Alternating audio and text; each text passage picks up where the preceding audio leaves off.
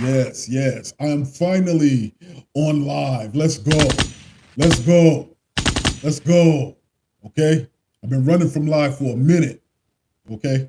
I enjoy uploading the content, but I was trying to wait to the beginning of the season so I could connect with the rest of Knicks Nation. You already know how we do. We support each other. So I'm going to have a blast. I'm looking forward to the feedback, and let's get underway. So I want to welcome you all back to the Shir Brilliance podcast. My name is Shir. I am your host.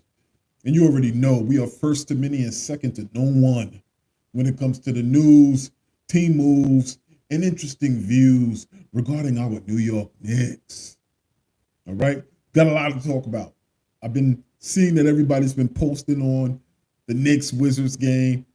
Phenomenal game to watch. I can't wait to dive into it. But we're going to do it a little bit different. As many of you already know, we're going to do it Knicks Deli edition style. Let's go. Knicks Deli Edition. All right. But before we get into that, I want to just welcome you all back. SB community. I want to thank you if you are returning to this channel to watch Knicks Deli Edition. I want to thank you for your support. I appreciate you. You've been with me from ground one, ground zero, helping build this thing up. I appreciate your continuous support. So let me give you a round of applause. Yes. And if you're here for the first time, if you're checking me out for the first time, welcome. I appreciate you as well. Welcome to the SB community. Do me a favor, like this video, subscribe, give feedback. If you are here for the first time, throw a one in the chat. Let me give you a round of applause for it. Yes, yes. Now, there's going to be people who are going to be joining this video in the chat section. Going to probably be watching it tomorrow. Not necessarily a fan of the Knicks. I like to call them the ops. I appreciate you too, though. If you check in with the channel, you rocking with the best, baby. Boy, if you don't stop. Yeah. Do me a favor. Do me a favor. Put an O in the chat if you one of the ops. Friend or foe, we want the smoke. Okay? And the smoke is exactly what we're going to be covering today, courtesy of our New York Knicks versus the Washington Wizards. All right? But once again, this is going to be the Knicks Deli edition segment of the Shir Brilliance podcast. If you have no idea what the Knicks Deli edition is, let me explain it to you real quick. Knicks Deli Edition. Okay, so the Knicks Deli edition, all right, if you're from New York, you know there's the Knicks Deli that you go to, or you go to the bodega, all right? You go to a deli or you go to a bodega, all right? That's where you get several items in the morning to help you start your day, all right? So this segment is the segment that I hold after every Knicks win. I know I'm a couple of days late, right? But this is the segment that I hold after every Knicks victory. And when you come to the Knicks Deli, there's only 4 things on the menu, all right? First thing on the menu is the bacon, egg, and cheese, all right? Shout out for the bacon, egg, and cheese. Okay? Now, the bacon, egg, and cheese is that thing that's on the menu that has 3 main ingredients that work together just right to make that thing on point, all right? And how it translates to the game and the victory is we want to look at the 3 players that combined help us secure this victory. All right, so that's the bacon, egg, and cheese. Second thing on the menu is the dollar slice. All right, round of applause for the dollar slice. Now, that dollar slice is the staple of New York. Okay, if New York culture, dollar slice is New York culture. Okay, we have the best pizza in the world. I'll continue to say that. I know where I'm at. I'm close to Chicago. That's not pizza. That's a dish. Okay? But the dollar slice is on the menu. And since the dollar slice is the staple of New York, what it means for the winner of the game, it means who's the one that was most consistent. You know, who is the staple of the game that may not be the highest scorer, but consistent in the game. All right, so we're going to talk about who's the dollar slice of the game as well. Then you have the chopped cheese. Okay? Chopped cheese. Let's get it. Chopped cheese. Now, chopped cheese is relatively new. Okay? But the thing be busted. So we want to talk about the player to the game that was relatively new, so to speak, whether they had a new impact. They don't usually have an impact on the game, and they do, but it may be new to the team or new to the lineup or something. But man, they busted out and had a great game. So we're going to talk about who's the chopped cheese. And then lastly, you can't have the chopped cheese. You can't have the bacon, egg, and cheese. You can't even have the dollar slice if you don't have anything to wash it down with. All right? So we're going to talk about who is the quarter water of the game.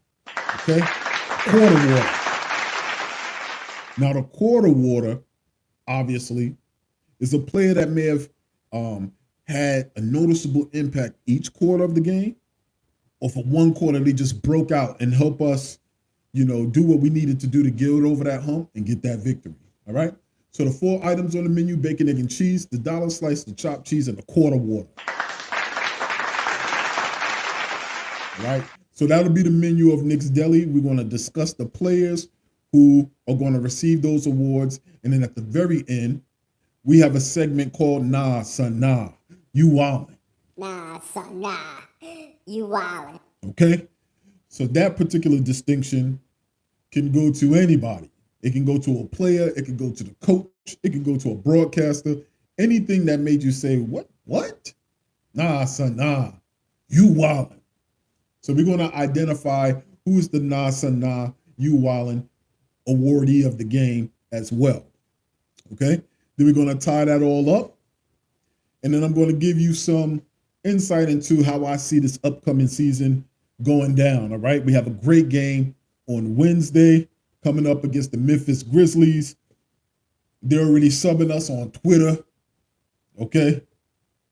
We're going to get into all of that. All right. So I don't want to be too lengthy on this. I understand that it is Sunday night football as well. My team, the San Francisco 49ers, quarter L. Okay. So I don't care about any of your other teams. All right. I'm going to disrupt. I'm going to hold the show during your games. I am a hater. Okay. So my Niners quarter L, but we're going to get through this so I can end this and have you guys watch as much of your football as possible. So let's dive right into it. We want to talk about who is the bacon, egg, and the cheese of the game. We're going to start out with the bacon. All right. And because I gave the definition, if you're in the chat or if you're watching the video afterwards, do me a favor. Put down who do you feel is the bacon of the bacon, egg, and cheese in the comment section real quick. For me, I will say that the bacon of the bacon, egg, and cheese of this victory will go to Mitch mother-flipping Robinson.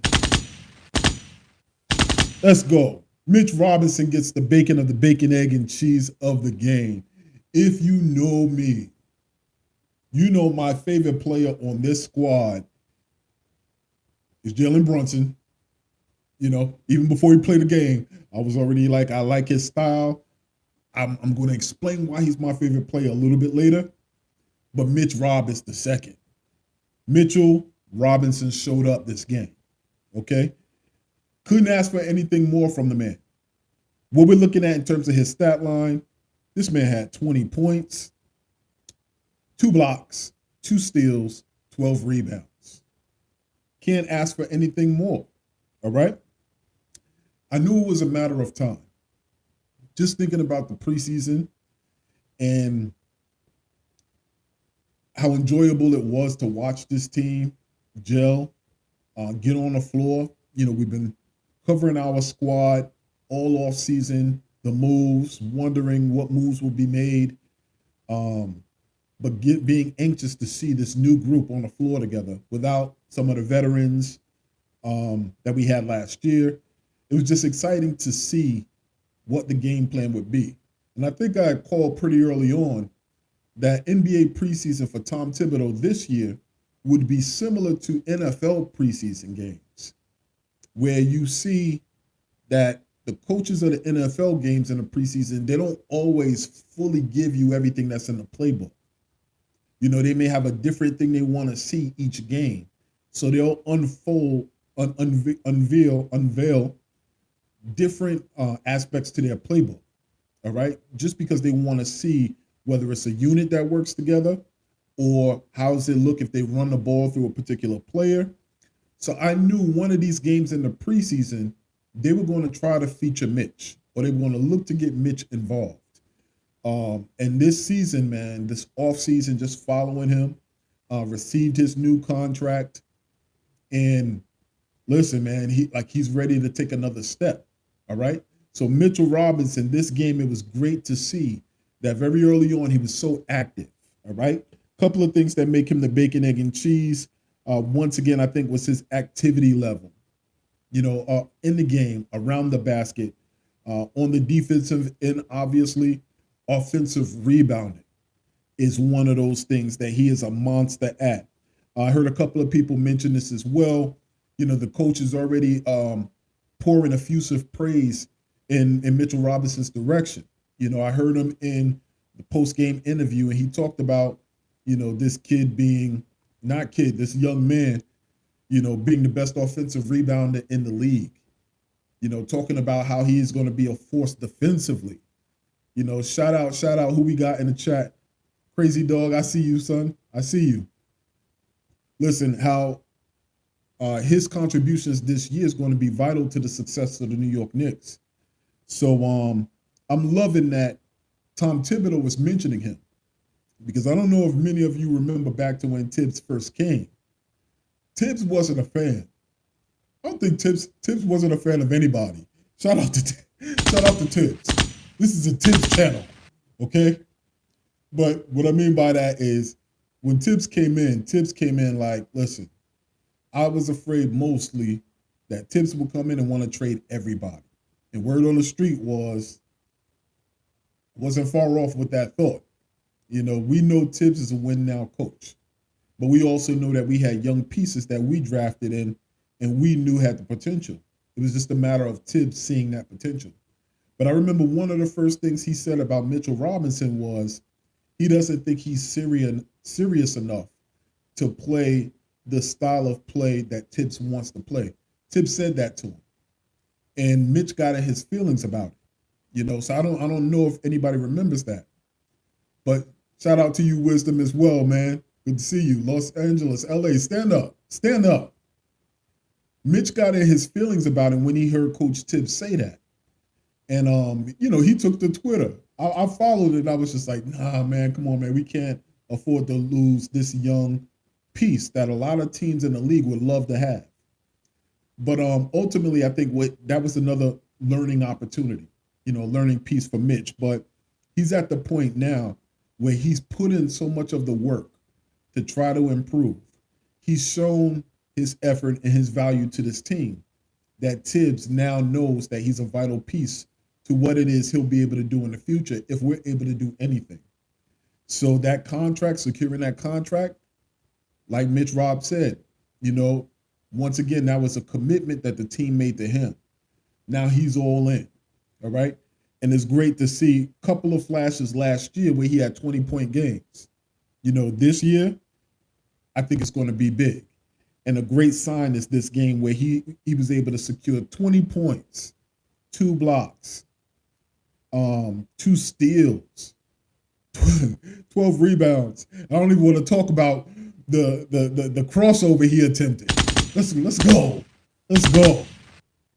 He tried to catch a crossover in the game, and I was just like, yeah. He did that at the very beginning. I said, okay, he plans on getting his point. He plans on getting his in this game. So Mitchell Robinson, once again, a couple other points. I want to talk about his maturity.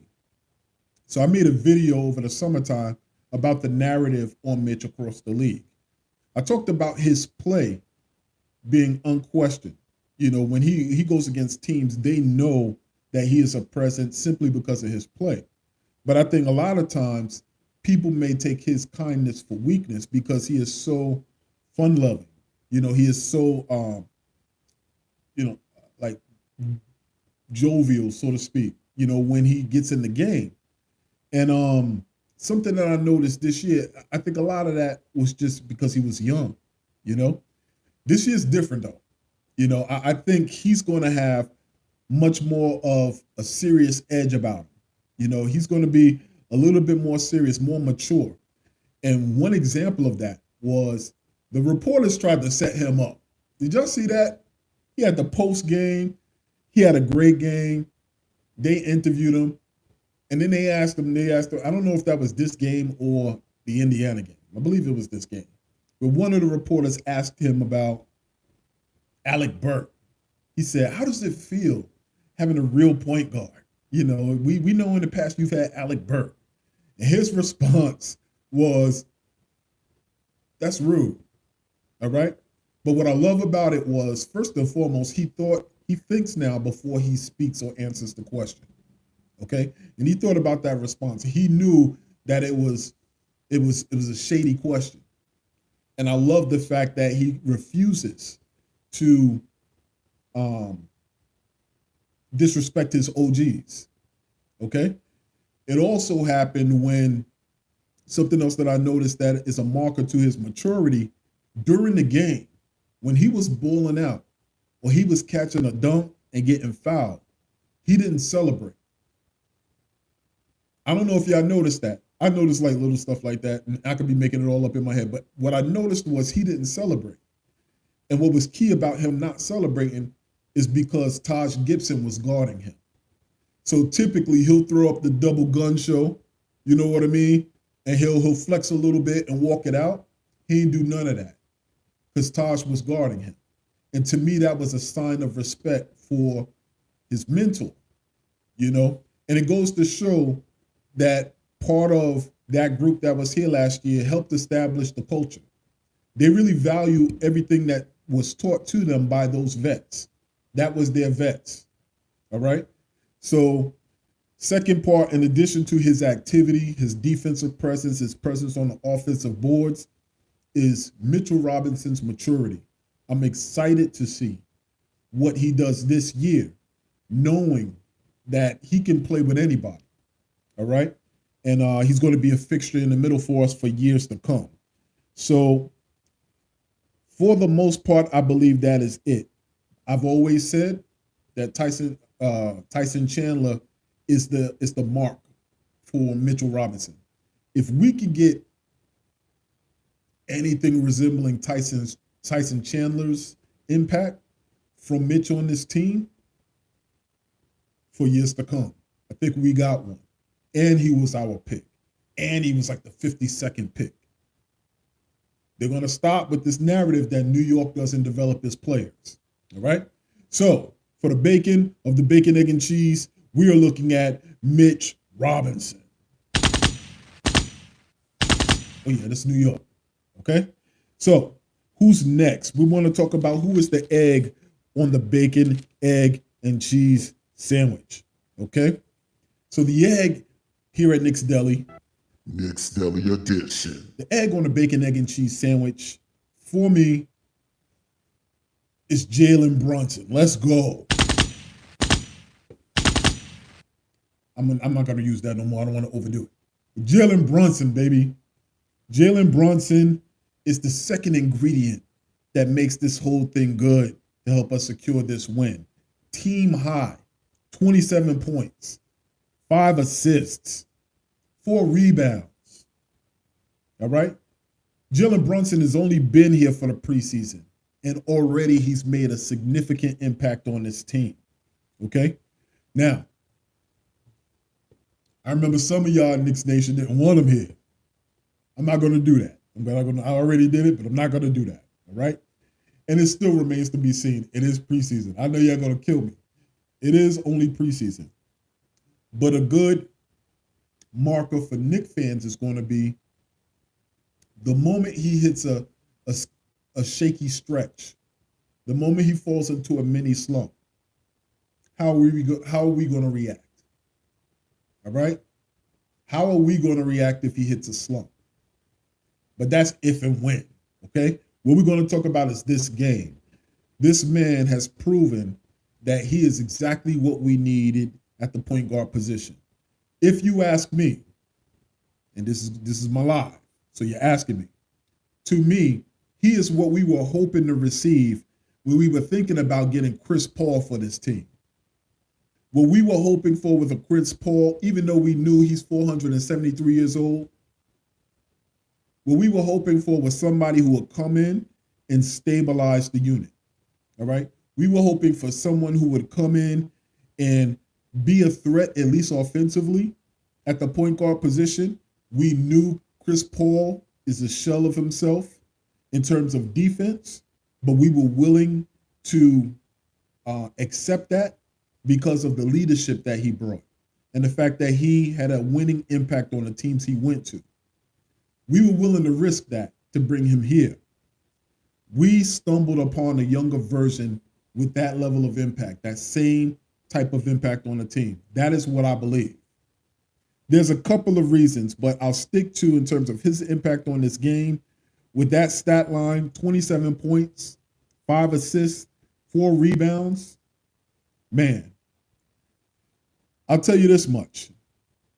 I think more important than what he brings in the stat sheet is the leadership, the poise, the hunger, his ability, his aggression, the level of selflessness he displays in the game.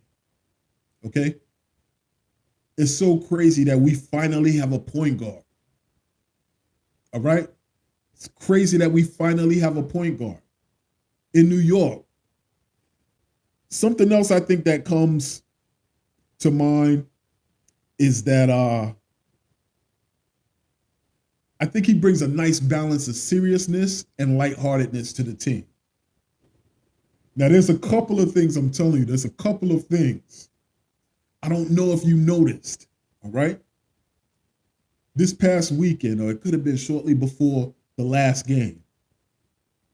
I think shortly before the last game, there was an interview that was being done with JB in the locker room, all right? And they were closing up the interview questions, and then all of a sudden you hear from the back, wait, hold up, I got a question. It was IQ, all right? So it was IQ with a lighthearted moment. You know how, IQ, Obi, RJ does it sometimes too. He's going to slide in and ask this vet a question. But what was curious to me was it was almost like there was a robot who was having a malfunction. Because if you read Jalen Brunson's face, Jalen Brunson almost had a mouth. Like, I think he was trying to process, like, how do I respond to this? This is on live television. This is one of my young guys. Am I going to be serious and not play along? Am I going to play along and risk not looking serious as the point guard of the New York Knicks being new? Like, it looked like he was legitimately processing at the moment. And eventually he adjusted and he went along with it. And then he laughed it off and hugged it out and walked off camera with it. But I think Jalen Brunson is wrestling with how he plans to approach the young guys to give them a level of seriousness enough that's needed to go to the next level, but not be able to lose them because he's too serious, And you could tell he has that ability of developing relationships, and that's exactly what we needed at the point guard position. I think JB is going to be Tibbs on the floor, just like Derrick Rose is Tibbs on the floor, which is what you want from your point guard as the leader on the floor, the coach on the floor. But I noticed that. That was one of those moments where I was just like, man, okay. I think he is starting to establish who he is to these young guys on the team, all right? But there was this last point I'll make about Jalen Brunson in terms of his personality and why it's such a great fit. Chris Paul would have brought that as well. I saw the same type of adjustment Chris Paul made to that young Suns team. He had to establish a relationship with Devin Booker, but he also had to prove that he's just not this serious Hall of Fame vet that's going to come in and bark orders. That was his reputation for a number of years. People were saying they didn't want to play with Chris Paul, all right? So he went to the Suns, he had to adjust. And then now you saw a lot of the young guys, they were going bowling with him. He did the same thing in Charlotte or New Orleans, bowling with him. So he's making himself a little bit more approachable, all right? And although Jalen Brunson is young, and we love that, he's 26 with that type of mentality. He has to make that same adjustment. But man, there was a point in that game versus the Wizards, when Obi checked in, I saw it on Brunson's face. his look was almost like I don't know, like why are you checking it? Why are you checking in right now? You know? So I don't know if that was a question of Tip's decision to bring Obi in at that time, or if he felt the first unit was rolling, and Obi he wanted more time with the first unit. I don't know. Watch it closely. I guess watch his facial expressions during the game. It was something that stood out to me. I was just like, yo, I love that. I love his demeanor on the floor. He's always in attack mode. His face is always in attack mode. He's not trying to high five nobody. I just think it's a perfect example of what we want the personality of our team to be. I love the fact that our team is together. They love each other. They play for each other. They have fun together. But I think the next step is them having, once you step on that floor, a little bit more of a serious demeanor in terms of making sure you take out your opponent. And I think it starts with our point guard. So, the egg of the bacon, egg, and cheese, Jalen Brunson. Shout out Jalen Brunson. I meant that better. All right. So lastly, who is the cheese of the bacon, egg, and cheese sandwich? The three ingredients that work perfectly together to help us secure this win. And that'll be no other than RJ Barrett. RJ Barrett. Put your hands together for RJ Barrett. Yeah. Maple Mamba, the Nine God, Bully Barrett. Okay? Our boy has arrived. Our boy has arrived. And just like Andre 3000 said a couple of years at the Source Awards, he got something to say. Okay? 19 points, 12 rebounds. 11 of those rebounds were defensive rebounds. 4 for 7 from the three-point line. 3 for 5 from the free throw line. Okay? RJ Barrett ain't playing no games this year. He's not playing any games this year with anybody. I mean, he'll play games, hopefully. I don't know. But you know what I mean. RJ Barrett is cashing in all of his receipts. For the first time in his career, I saw that he responded to some of the people who got something to say about him. I saw the fact that he responded in media, that he noticed that his name isn't on some of these lists. And for whatever reason, people disrespect the New York Knicks. When your star player, when one of your star players responds to what it is that they're saying, when he basically mirrors what New York Knicks fans have been pointing out, that player is cashing in his receipts. Okay? So that's one thing I love. What I've seen from RJ, his confidence is through the roof this year. Okay? Confidence through the roof. His game is relaxed. Like he knows exactly where he's supposed to be on the floor. He doesn't hesitate with his jump shot no more. I talked before, man, about him keeping the gooseneck on a jump shot. It's crazy. And you can almost guarantee that once he puts it up, it's going in, especially that jump shot from the corner, that three-pointer from the corner.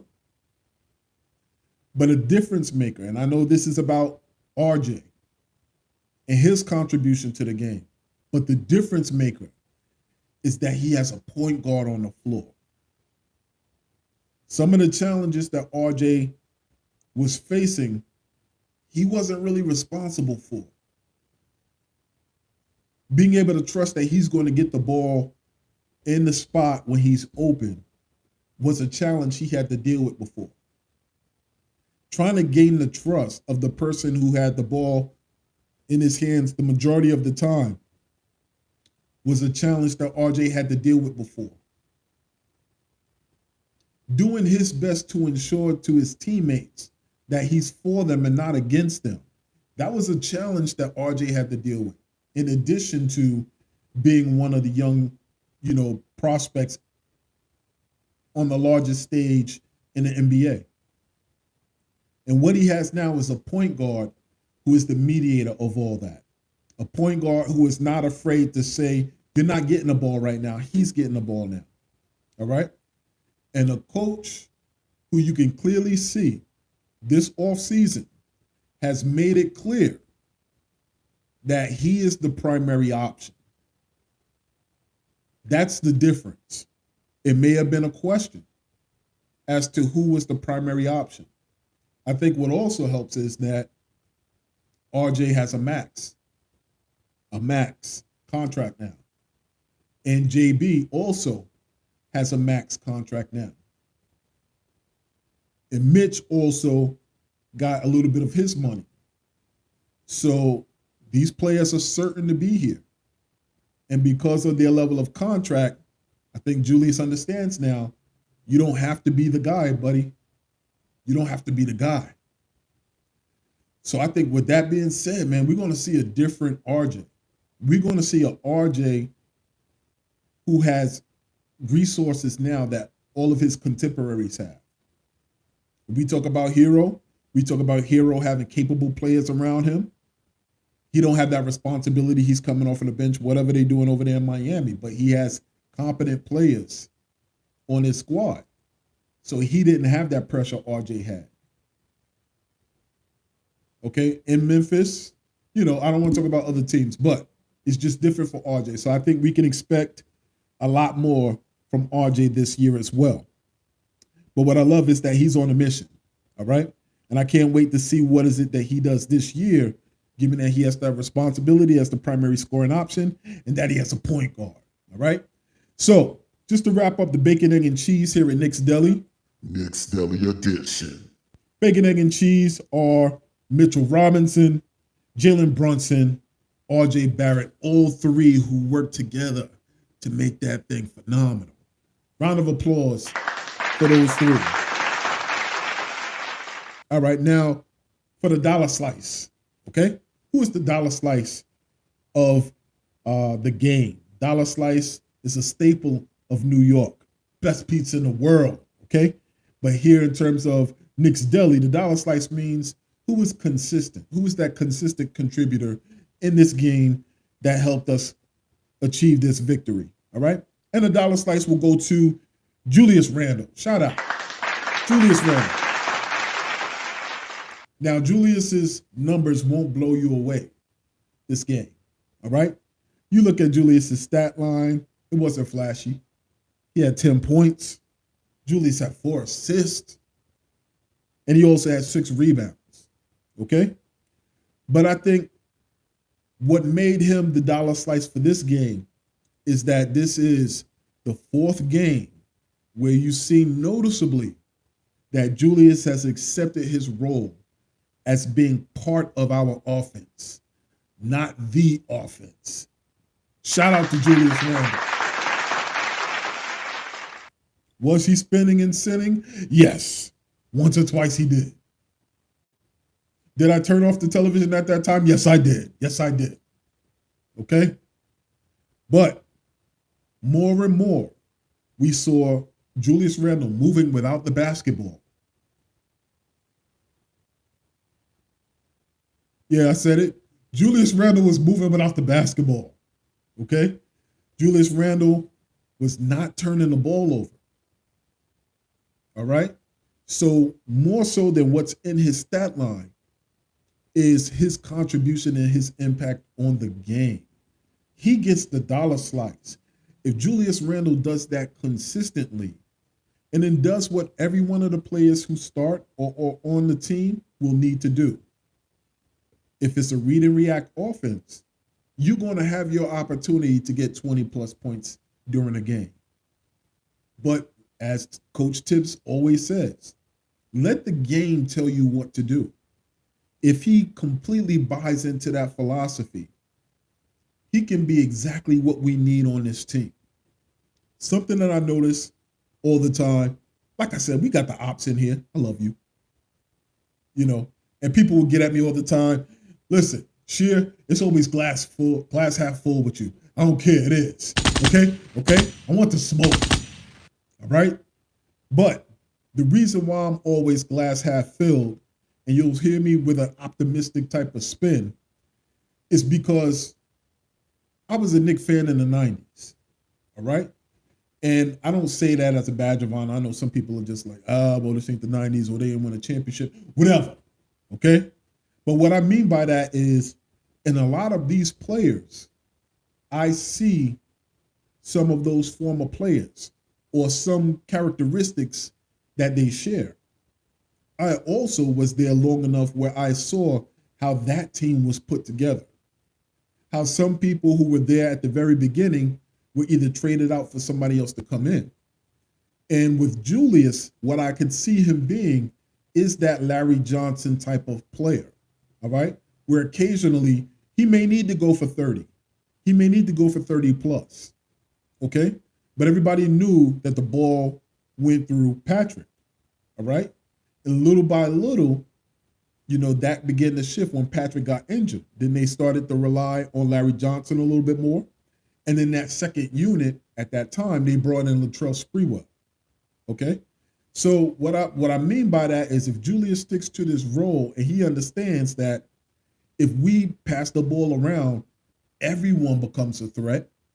And then that means opponents have to guard and be concerned about everybody because everybody has the ability to score. Then he becomes more valuable than any version of himself he could be if he was the primary scorer. Okay? He did that in New Orleans. It didn't necessarily work out. Okay? So Julius Randle, even with the stat line of 10 points, 4 assists, 6 rebounds, what I absolutely love is that he's made the noticeable adjustment in mindset that he doesn't have to be the primary scorer, that he can move the ball, play the system offense, and become part of what makes us win. All right? So I love that. His actions in this case are speaking much loudly than his words are. The key will be how consistent he remains in keeping that in place. All right? So once again, dollar slice goes to Julius Randle. Okay? Round of applause for that man. Now, this is going to speed up a little bit because those 3 to 4 players were pretty much the bulk of the offense, okay? We did have some contributions from the other members of the team, but I'm down to the last 2 items on the menu, okay? That would be who is the chopped cheese of the game. The chopped cheese, if you weren't here for the introduction, is who's that player that was relatively new either to the team or to getting playing time. But man, they came into this game and they were busting. All right. And then next, who's the quarter water of the game? All right. Quarter water, if you're just showing up to the show and you missed the beginning opening, the quarter water, you can't have the chopped cheese, the dollar slice, the bacon, egg, and cheese. You can't have none of those if you don't have something to wash it down with. And that quarter water is who is the player that had an impact on the quarter that helped push us over the top to get this victory. All right. And it's a little bit unusual, but this is going to be a repeat person for the 3rd time I'm going to mention their name. I've been mentioning their name throughout the whole part of this video, and that's Jalen Brunson. Once again, shout out to Jalen Brunson. I know I might be sounding biased because I mentioned his name throughout the entirety of this video. But if you watch the game and you watch this preseason, then you know I'm not. All right? This man, the way he started the 3rd quarter with that scoring outburst, if that didn't say, you know what, New York, y'all got one. Y'all got one. All right? I don't know what does. That man went on a mini clip. I mean, he right out 3rd quarter. All right? And it was one of those moments that is going to blow the top off of the Garden during the regular season if he doesn't. All right? All it takes for you to really get the fans behind you is to have one of those moments. Because for our Knicks team historically, we almost anticipate having slow starts to the 3rd quarter, especially with this version of the team. All right? But listen, when he came out and he did that, and he had that little scoring burst that pushed us even up a little bit more, I was just like, yo, listen, man, that is the value of a point guard. That is the value of a point guard who is unafraid. That is the value of a point guard who knows when to get your team involved, but also, I see you, baby. I see you. But also a point guard who knows when to take over because he has the ability, whether it's to drive, whether it's to hit the three, whether it's the mid-range. That man got a bag. And for him to do that in that short spurt in the third, helped all of the team understand, all right, boom, there's no pressure for somebody to score. I got this. Let's get into our offense now. And at the same time, the chopped cheese, man, is that thing that's relatively new, as Jalen Brunson is. Man, I can't wait for Wednesday. I can't wait for Wednesday because we go in to that game with Memphis with the point guard that they gave props to. They gave props to. Even before he got to New York, people were questioning whether or not he would be the 100 million. At first, it was, I believe, Bain or it could have been Ja that tweeted first. It was just like, yo, y'all sleeping on my guy Brunson. That boy is nice. And then somewhere along the line, later that day, Bain kicked in. It's just like, word. Yo, y'all really disrespecting this man's name like he ain't nice. So I look forward to going into that Memphis game. It's a little bit different now. You know, we did have point guards in the past who were a little bit long, played defense that was trying to disrupt. But we all know that that point guard in Memphis is a problem. But we have a point guard who's going to be a problem for a lot of teams that we play night in and night out. Salute. Night in and night out, we're going to be able to roll out on the floor 2 point guards, first unit and second unit. That's going to be a problem for the opposite team. So Jalen Brunson, man, I'm really excited about having this point guard going into the season. All right? I think, once again, if we're talking, you know, pace, he's the engine for it. All right? He is definitely the engine. So we talking Jalen Brunson. Couple of things I love, though. Because he's relatively new, we have a lot of people talking about him right now. Tibbs. I love the way Tibbs is talking about him in post-game interviews. He's already talking about his impact on the floor, his impact off the floor. He's talking about his mindset. He's talking about his growth. Now, I did have a little bit of concern when we first got Jalen Brunson to come to the team, and his dad was on the staff. I was curious about how the teammates will respond to that. And then his connection with Tibbs. I was curious about how his teammates would view that, if there was a little bit of favoritism or something of that nature. I don't know if the same thing applies within sports as applies in the normal workplace.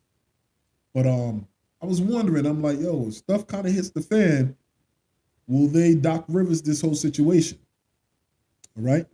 But when you come in and you prove your work and you show your worth winning the games, I think all that goes away. So that's why I don't think any of that is going to apply. So not only is Tibbs talking about his impact, ESPN is taking a few moments to talk about difference makers. Now, I know that they did that for the entire league, you know, but keep our names out of your mouth. You know what I mean? All three of y'all. I don't want to say it no more. ESPN should have nothing to say about us, okay? Also listening to how his teammates talk about him and what he brings to the table, all right? And lastly, I was at the Indiana Pacers game last Wednesday, and there was something I saw. There was comments that were made by Coach Carlisle, who at some point in time coached him as well. I believe it was in Dallas. So when you have opposing coaches talking about, listen, they got one in New York. They got a special guy in New York. They got a special athlete in New York. Then you know, man, we just get, it's a good start to where we want to go this season. All right. So, like I said before, he is the quarter water as well as the chopped cheese. That scoring burst was something else. And man, I'm excited about this season. So that is the Knicks Deli edition Knicks Deli edition. recap of the Knicks Wizards game. I love that. I love what I saw this preseason. We do have work to do, as Tom Thibodeau always likes to say. We do have a lot of work to do. But I love the foundation. I love the pieces that we have. And I love our depth. And I'm going to get into that a little bit more before I check the chat to see if I can give any shout outs. I know I've been ignoring the chat, but this is my first live, okay? I'm trying to figure this thing out. But as is my practice for all of the Knicks Deli, right? We have another part of the Knicks Deli segment that we used to close it out. It's called Nah, Son. Nah, you wildin'. Nah, son, nah. You wildin'. All right? So, the Nah, Son, Nah, you wildin' goes to either some person involved in the game, whether it's a player, whether it's the coach, whether it's a broadcaster, or anything surrounding the game. All right? Where we look at Adam sideways and be like, nah, you wildin'. All right? So the Nah, Son, Nah, you wildin' award goes to that reporter who asked Mitchell Robinson, listen, how does it feel to play with a real point guard? Nah, son, nah. You wildin'. That's exactly what Mitch said. All right? He didn't say those exact words. He basically said, that's rude. All right? But once again, to me, that's an example of Mitch's maturity. For him to kind of really think about that question and know basically what the reporter was trying to do. You know, you trying to make me put someone else down by bigging up someone new. All right? I'm not doing that. That's my OG. So I love the fact that he's comfortable with the media. He's one of those players on the team that has that control over himself with the media. He has a great relationship with the media. And I think that's a big step. If you remember early Mitch Robinson, he didn't really communicate that well. He didn't, like, he really was kind of short with his responses. He was new to the media, kind of a little bit maybe insecure in talking to the media. Man, I think he's a media darling right about now. All right? And just kind of tie it up with respect to Mitch, I actually heard Mitch talk about the game in a post-game interview. When they was talking about the work that he put in and what did he work on and what does he see himself contributing to the season, he started talking about the game. And I was just like floored because I'm like, listen to this man. Like, talk about the work that he's putting in and who he's watching. He talked about studying Steve Adams. Listen, the man is watching video of Steve Adams. Come on, man. Like, this is what we've been waiting for. Salute, world. Salute. Worldwide, let's go. The man is now watching, bro. This is exactly where we want it to be. This is exactly where we want it to be. It could be frustrating at times, but ultimately, you know, they're not our kids anymore. They're not kids. This is our young core, all right? But I'm going to use this example for kids because it works best.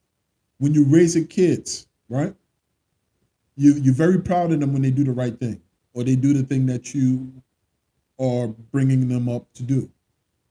But then there's moments where they don't do it exactly as you want them to. Or you figure, you know what, this may not be the best action for them to do because they just don't do it well. And it could be points of frustration for you as a parent.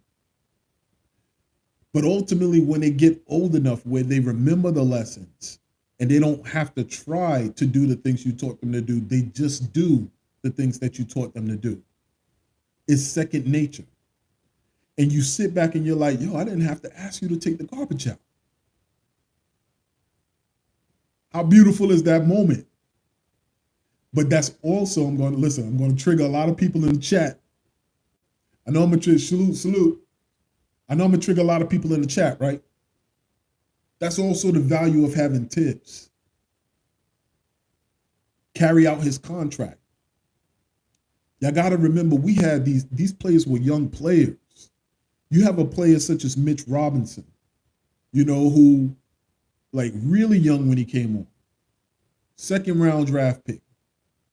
They needed the stability at the coach coaching position. Like, these players look at Tibbs, even the veterans, as a father figure who has their best interest at heart, who will push them and drive them to be the best that they can be. I remember back a few years ago when you had Jeff Hornacek. How many players were not respecting Jeff Hornacek? Look at Brooklyn. How many of those players you think respect? Do you think all of those players respect Steve Nash? One of the worst feelings in the world is to have a coach on your team and you know that the players don't respect them. How many people in the locker room did we lose when Derek Fisher was running from Matt Barnes because Matt Barnes was about to put the boots on him? Like, come on, man. So people get at me all the time for like defending Tibbs. I'm not defending Tibbs. I'm defending the idea of stability. I'm defending the idea of stability, bro. Stability and someone who has a history of success, whether we like the style of play or not. The man has a history of success. Now, I know people will say like he's like 2 wins over 500 with whatever. Listen, come on now. It's tit for tat. But I'll take a coach that has proven that he has the ear of his players. These are young cats. And I tell you this much, if they start winning, now they're winning with their coach. And there's a lot of players in this league who hit superstardom, who win championships, who can always talk about the coach that brought them there. That's their coach. So why can't that be Tibbs? Somebody pointed out the New York Giants. All right? When they had Tom Coughlin. Everybody was like, Tom Coughlin is a dinosaur. He can't take this team to the next level. But then Tom Coughlin came in 1 year and said, I know I need to make adjustments. I know I need to sit down with Michael Strahan and talk about, I need to sit down with my star players. Tiki Barber. Was it Tiki? I'm not a Giants fan, you can tell. But ultimately, he was able to win a chip because he made the adjustments and the team adjusted to him. Let Tibbs carry out his contract. And when he's in that final year, if we ain't making no movement, you know he gone. But at least New York won't get burned on their reputation by people saying they're too impatient in New York. They don't give anybody a shot. What we've proven over the last few years is that we have patience, is that we can let development happen. We can help young players grow and give coaches an opportunity and front offices an opportunity to see this thing out. So that when we do bring in the next person, that person has confidence they're not going to get the axe right away. That's all that we're wanting. That's all we're looking for. Stability. We're tired of that LOL Knicks, man, and right now we're not in the headlines. We're not in the headlines in ESPN. It's players that are fighting each other. It's teams who have, soap opera drama on their squad. For the first time in a long time, man, we're going into the season and they can't say nothing about us unless they're talking basketball, unless they're talking growth, unless they're talking about us making a decision not to go crazy, gut our whole roster in order to get a superstar. They can't talk about us with LOL at the start of it. So let's ride this thing out. Let's ride this thing out. So what say you? Let me go to the chat before I tie this thing up. Just want to shout out to everybody. Still trying to figure this thing out. Bear with me.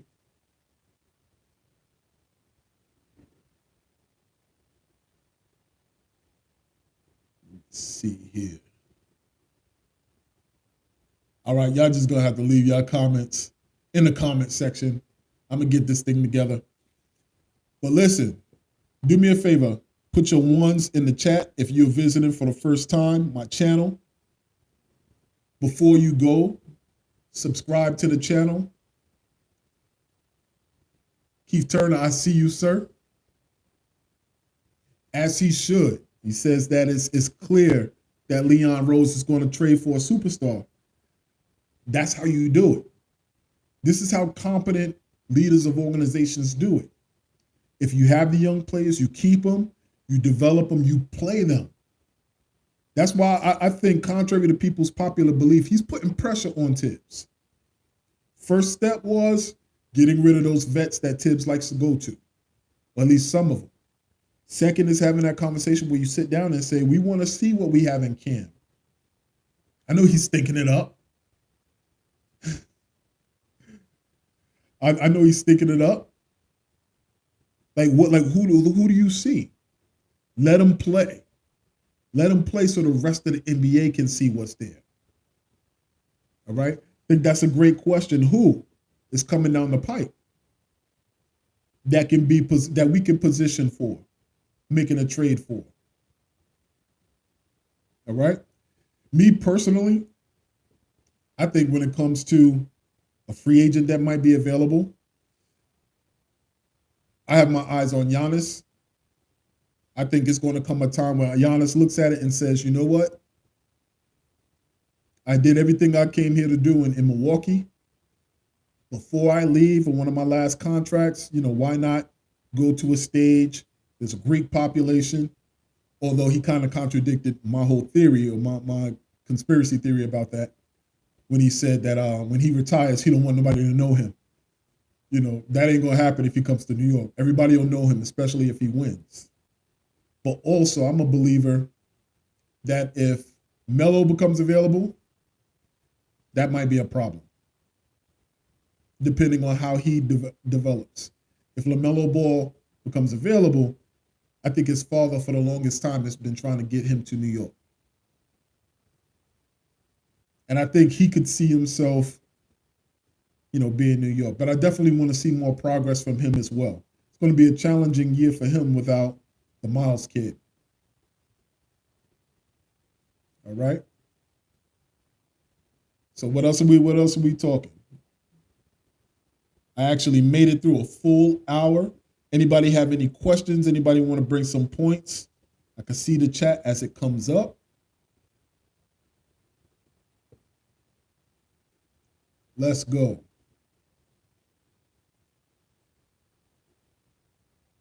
All right. Any other questions? Do me a favor. If y'all want to put y'all win totals in the comment section, I've already been on a couple of platforms touting my 45 wins. I'm a firm believer. Listen, if we were able to have that many wins, I believe it was 35 or 37 wins in the first season that Tom Thibodeau came with Elfrid Payton. Come on now. And there were a couple of games. I see 35 wins in there. I see you, Keith. I hear you. And I love that as maybe the floor. But my thing is, how many games did we lose by like 5 to 10 points last season that we should have won? Now we have an offensive point guard and a point guard who has an ability to create his own shot. Yeah, I know D is there as well. So I know it's tough to win in this league. The Eastern Conference is a beast. Eastern Conference is a beast. So I don't know, man. I just hope that we get out to a good start. I'll tie it up with this before I begin to close. We have 1 minute left, probably go over a little bit. If you looked at our schedule, we got a tough schedule to start. And I absolutely love, let's go. Let's go. I see you, 44 to 47. We have a tough start to our schedule, and I like it. Okay? Listen, D, man, don't Mel Gibson the situation, bro, with the ticking time bomb on Tibbs. I see you, Keith. I love that. If you haven't done so, there's D's World of Hoops. Check out that channel as well. Live streams are off the chain. Creativity is off the chain. Basketball knowledge off the chain. So if you're in here or if you view this video after the fact, D's World of Hoops, checking it out. Great watch. I like to get over there as well. Yeah, so the East and the NBA, they definitely got it together. But what I love is we have a difficult start to our schedule. Now, in years past, it's been so funny because when we had an easy start to the schedule, we would get out to like 8-2 or 7-3 starts to the season. And there'll be a lot of energy and excitement around the league about us and in the city. And you would always hear the Jeff Van Gundy. I think Jeff Van Gundy is a mole planted by Tom Thibodeau because Jeff Van Gundy is there to tamper down the hopes of Knicks fans. He's quick to be like, nah, they're not going to be good. They just don't have the talent, all right? Unless otherwise proven wrong. But a lot of times when we get out to good starts, everybody says, I heard Popovich say it one year, well, you know, they had an easy start to their schedule. So I love the fact that our schedule is a little bit more difficult. You know, if you look at the schedule compared to other people will say, yo, listen, that's a tough start to the schedule. So very early on, we're going to see what we have. We're going to see how we're able to play under pressure against competition. So I think if we start well, man, it's going to be a testament to talent on our team, our style of play, and who we're going to be this year as a team. All right? So, folks, I want to thank y'all for rocking with me. This is my first live. Shout out to you. Round of applause to you all. And I'm looking forward to it. I'm looking forward to the start of this season. Let's go. And, support every other channel. Knicks Nation, we're the strongest. We're the strongest fan base in the league. Don't let anybody lie to you. Don't let anybody lie to you. My man Michael Henderson is a Dallas fan. He was really upset when we got Jalen Brunson. And he even talked about becoming a part-time Knicks fan now. So we're like, yeah, let's go. Join the squad. Okay? But folks, I want to thank you all. Shout out to you. Same thing applies to life as applies to our team. If there is no struggle, there is no progress. And last but not least, we here and we got next. Shir Brilliance Podcast. I'm out. Let's go. All right, Knicks fans, we done.